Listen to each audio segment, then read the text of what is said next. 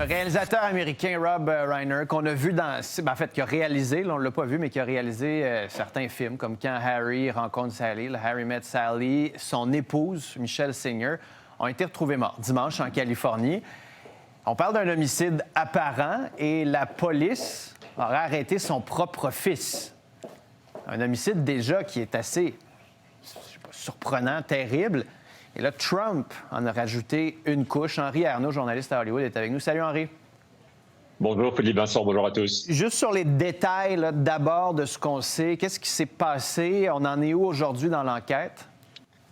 Alors, ça fait déjà depuis quelques heures que l'information non confirmée par la police que le propre fils de Rob Reiner, le réalisateur de 78 ans, le fils à 32 ans, Nick, aurait, je mets ça au conditionnel, aurait poignardé ses parents dimanche après-midi dans leur maison du quartier de Brentwood qu'on voit sur l'écran à Los Angeles. A priori, ça serait sa propre sœur qui aurait retrouvé le corps des parents poignardés.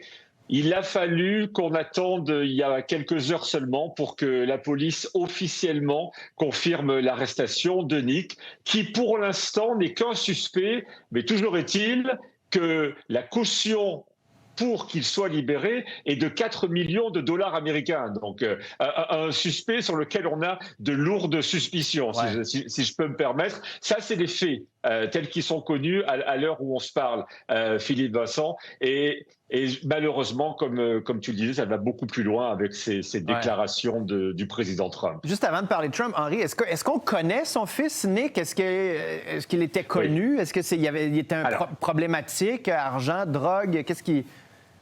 Absolument. Tu me poses la bonne question. Le fils de Rob Reiner était connu pour sa consommation de drogue. Il avait suivi de nombreuses cures de désintoxication. Les parents s'en étaient un petit peu voulu, puisqu'il y avait eu même un film il y a tout juste 10 ans, réalisé par Rob Reiner. Le script avait été écrit par Nick, qui retraçait un petit peu cette mésentente entre le père et son fils. Et Rob n'avait pas hésité à dire lui-même à la sortie de ce petit film presque documentaire, qu'il s'en voulait d'avoir suivi la vie des médecins, parce que les médecins avaient dit: votre fils, c'est un toxico. S'il refuse de suivre les cures, il faut lui fermer les portes de la maison. Et Nick avait déclaré à l'époque qu'il rentrait, il sortait de cure et qu'il était même sans domicile fixe, qu'il lui arrivait de dormir dans la rue. Donc toute cette histoire, on pensait depuis 10 ans qu'elle était réglée, et c'est peut-être une rechute du fils qui aurait amené jusqu'à ce drame terrible, poignarder ses propres parents et les tuer ainsi. Non, c'est terrible, c'est terrible. On va peut-être avoir, comme tu le disais, Henri, des détails,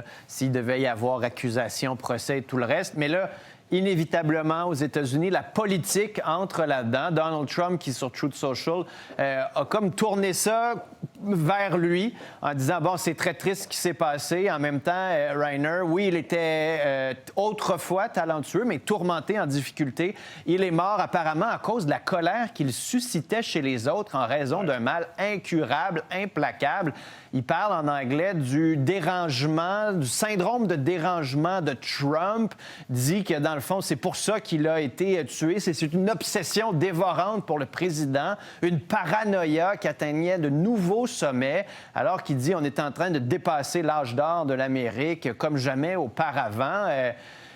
Je disais, mais Henri, Donald Trump, M. Reiner, il faut comprendre, était un activiste démocrate depuis les années 90, a travaillé pour le mariage même sexe, aider les enfants et tout le reste, mais est-ce qu'il était si anti-Trump que ça?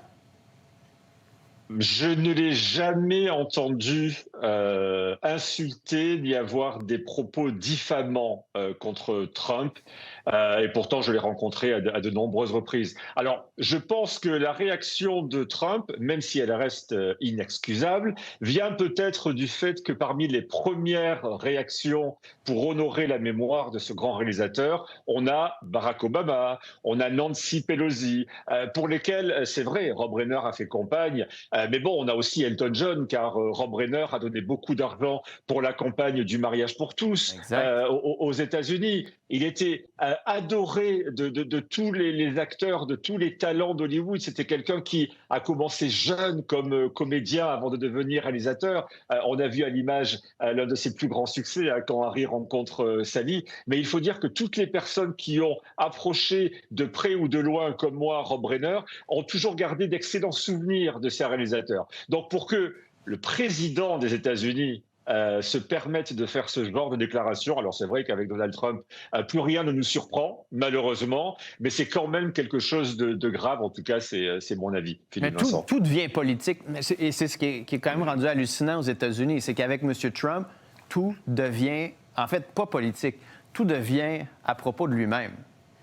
Oui, mais en même temps, il faut pas oublier que le succès de Trump, c'était un show de télé-réalité. C'est vrai. Donc, quand on regarde de quelle manière Trump a accédé à la notoriété puis au pouvoir, il a toujours su se C'est servir vrai. de la moindre chose positive ou négative pour faire parler de lui. Et il le prouve encore aujourd'hui.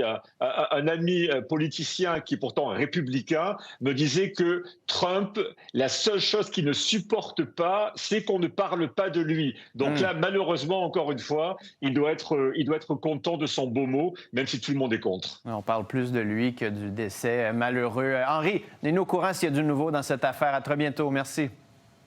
Au plaisir, merci. Salut.